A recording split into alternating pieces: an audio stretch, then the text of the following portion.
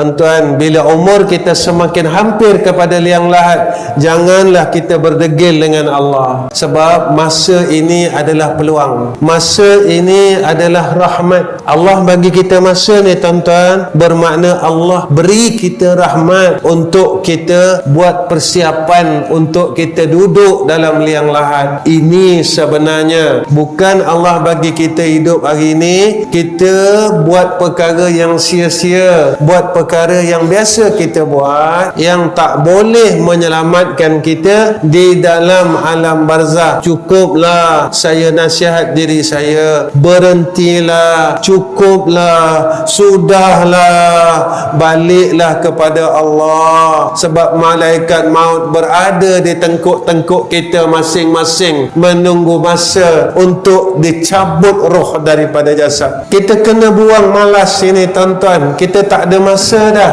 Kita kena buang malas ini. Kita kena buang tangguh untuk buat amal saleh. Tuan-tuan, apa yang jadi di dunia sekarang keliling kita semua menunjukkan tanda akhir zaman. Takkan kita nak bersukaria lagi sambil kita bermalas-malas lagi, walhal umur kita dah hampir kepada penghujung zaman, penghujung titik untuk kita balik kepada Allah Subhanahu wa ta'ala.